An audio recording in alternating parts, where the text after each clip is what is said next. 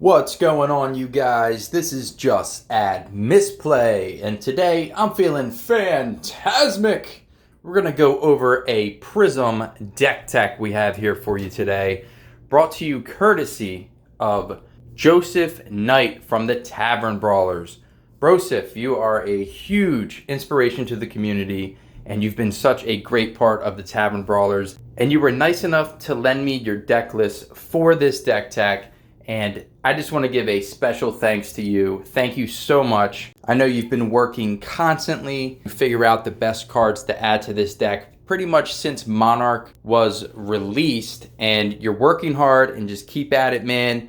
Thank you for sharing your list with me. So without further ado, let's jump right into it. Up first, we got Prism. Once per turn instant, you can pay 2 resources, which that's important because Prism runs a lot of yellow cards. Banish a card from Prism Soul, create a Spectral Shield token. The Spectral Shield tokens are important because if Prism would be dealt damage, you get to destroy a shield token and prevent one of that damage. But more importantly, it really synergizes with Luminaris, which is Prism's weapon. During your action phase, Illusionist auras you control are weapons with 1 attack, and once per turn, pay 0 and attack with it. And if you have a card that you pitch that's yellow in your pitch zone, the attacks you control have go again. So you can really just make a whole bunch of auras, give them all go again, and pay 0 to attack with them. It's excellent. This is the main reason why we're running a lot of yellow cards in our decks. So we can throw them in the pitch zone and be able to trigger Luminaris. So we're going to start with a great card in the deck, and it's totally affordable. It's only at common, I believe. We got Dream Weavers. So you can use an action and destroy Dream Weavers, and your next Illusionist attack will lose Phantasm and can't gain Phantasm. And it has go again. Very, very good. There's a lot of decks out there. Bravo, I'm talking about you, Mr. Bravo, Reinar, that have that 6 attack power, like frequently, and it's a struggle with Prism. This will negate that struggle, at least for 1 attack. Being able to remove Phantasm from your Illusionist attacks is really, really good. Next, we got the Halo of Illumination. It's an instant. You can pay 1 resource and destroy the Halo of Illumination to put a card from your hand into your hero soul.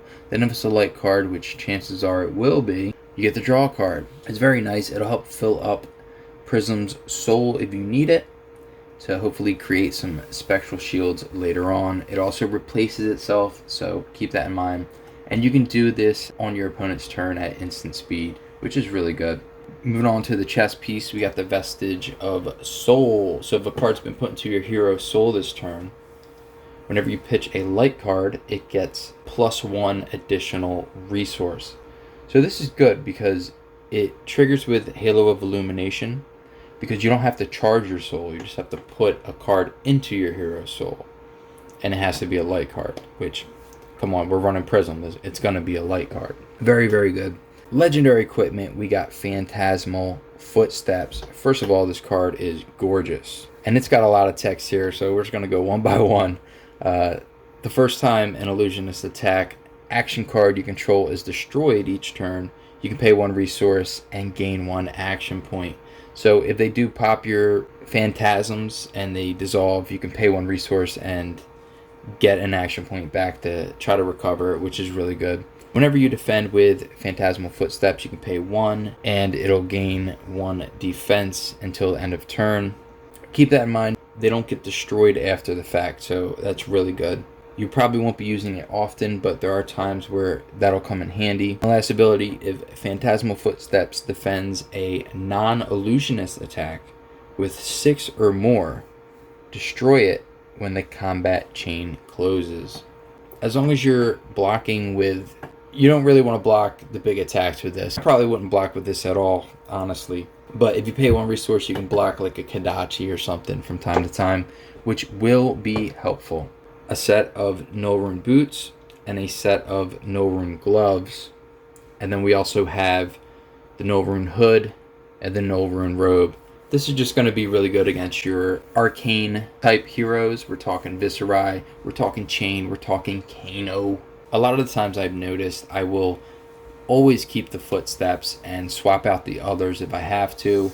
I think keeping Dreamweavers and Phantasmal Footsteps are probably the best way to go. And the other two can probably get replaced, the chest piece and the headpiece, but it's at your own discretion, right? Let's dive right into the deck. First off, we got the Light Sentine. This card is really good. If you know your opponent has a big turn coming with their next swing on their turn, you drop an Light Sentine on your turn, and they get forced to attack the Light Sentine. So it'll help you block, help keep your life total up. This card is an all-star against Bravo. It's not really great against Ninja, for example, because they're just a bunch of small attacks. So in that case, you're just pitching it. But when you're going up against Bravo, you see them play Showtime or whatever, and you have Light Sentine. Get this bad boy on the field. You're going to be happy you have it. Up next, we got Celestial Cataclysm. As an additional cost to play Celestial Cataclysm, banish 3 cards from your hero's soul, and it gets Go Again. 7 attack for 0, really good. And Go Again, this card's incredible. It's very good late game. In the early game, you're not going to have cards in your hero's soul, so you're just pitching it. Then eventually you're going to draw it and do 7 damage, Go Again. Great card. Next, we got Command and Conquer. Y'all know what it does. If it hits a hero, destroy the cards in the arsenal. Can't be blocked with defense reactions during the chain link. Solid card. There's a reason it's good. Up next, we got Yellow Genesis. 2 copies of this. Start of your turn, put a card from your hand into your hero's soul. It's an Illusionist card because guess what? It's probably gonna be. You get a Spectral Shield token, and if it's a light card, you get the draw card. This card's really good. It's a little resource intensive, so usually pitching 2 yellow so you can play this, but it does replace itself and it gives you a Spectral Shield token. And you're doing this at the start of your turn every turn, so it's setting up that fuel for you. Up next, we got 2 copies of Herald of Erudition. So it has 5 attack, and if it hits, you put it into your hero's soul and draw 2 cards. It's very good. Up next, we got Herald of Judgment, the yellow version. If it hits, put it into your hero's soul, and the defending hero can't play cards from their banished zone until end of turn. So this is really good against those shadow heroes. It'll really shut them down.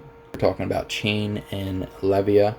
When you shut them down this way, they're going to be taking blood debt. So very, very good card against them. And against other heroes, it's probably just being pitched. Up next, we have Herald of Protection. We have the red, yellow, and blue versions. 2 copy of each of this card because it's so dang good. If it hits, you put it into your hero's soul and create a Spectral Shield token. That's it. It's so good. It only costs 2 to play. Excellent card. Then we have Herald of Rebirth. If Herald of Rebirth hits, put it into your hero's soul and put up to 1 card with Phantasm from your graveyard on top of your deck. So it'll help you get a card out of your graveyard, recycle it back in your hand. Very, very good.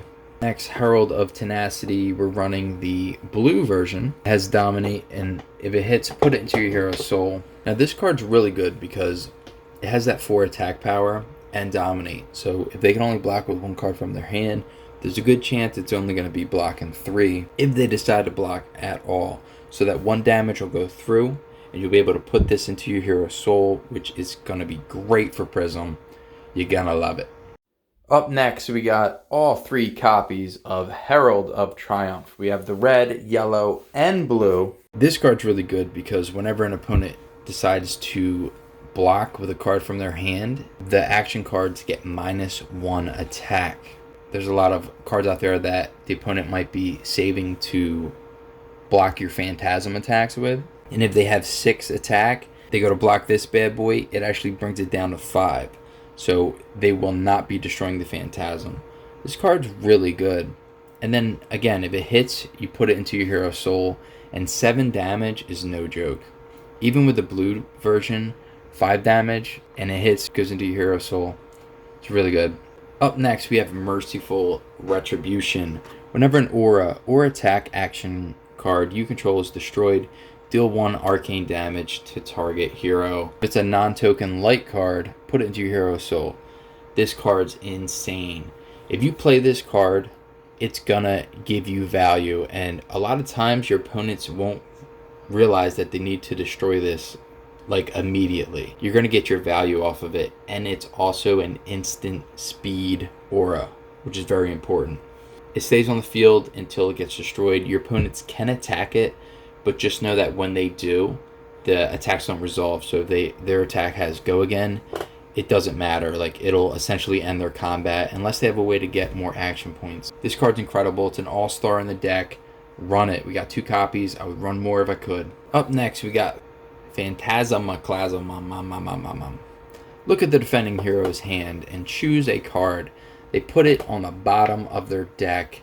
Then they draw a card. This is great. So you go to attack with it, and then if they have a card that they were saving to destroy Phantasm, you say, nope, put that on the bottom. Draw a new card. Very helpful. We only run 1 because you don't need more than 1, to be honest. Next, we got Prismatic Shield, the red version. Create 3 Spectral Shield tokens for 3 resources. Seems really good. It's an instant speed as well. Very nice card. I dig it. Next, we got a little surprise attack. It's a pummel. Yellow pummel. It'll give your attack action card that costs 2 or greater +3, and if it hits, they discard a card. This card's incredible. This works out so good in Prism. You need to play this deck. Shout out to Brosif one more time from the Tavern Brawlers. He's been testing this deck a lot, and he's been running pummels, and it's just been crazy good. He's doing an awesome job, Brosif. Keep at it, brother. Next, we got Soul Shield. It is a light defense reaction that blocks for 6. What? That's insane. I know. It costs 2 resources to play it, and then you put it into your hero's soul when the combat chain closes. This card is so good. You're going to be blocking and then feeding Prism that light card into the hero's soul. It's just so good. Alright, so one of the last cards in our deck is Springboard Somersault. It costs 0 resources to activate, and it's a defense reaction. Those 2 in combination go really well together. And you can throw this in the arsenal to get an additional +2 block for free. I mean, other than using the card itself, it's a free defense reaction, which is really good. But even more importantly is that it pitches for yellow, which is really important for the last card in our deck. So here she is, the Great Library of Solana. It's a light action landmark card. Now, landmark cards were first introduced in the Monarch set. So you just use 1 action to play this card, and it's essentially treated as an aura card. It stays on the battlefield, and all of its effects are active to all players while it's on the arena. So the Great Library of Solana makes it so that you're playing a mini game during your match. You're going to want to make sure that you're pitching 2 cards with yellow color strips. Because when you do, your hero is going to get +1 intelligence until end of turn, which is very important because that's going to have you draw an additional card, and card advantage is incredibly valuable. I've been playtesting a little bit, and I'm kind of getting a feel for the deck. Brosif, thank you so much. Thank you for being a part of Tavern Brawlers. It's a great community. Put a link in the description below if you guys want to check it out. Hope to see you there. If you like this deck tech, please hit that thumbs up button. It helps out so much. It goes so far. Your generosity knows no bounds. I appreciate it. We'll see you next time. Hey, thanks for watching. If you like my content and want to see more, go ahead and hit that subscribe button. You can also hit the like button. It goes a long way, and it really helps out a lot. You can find me on Twitch at JustAddMisplay. Thanks again for your support, and we'll see you in the next video.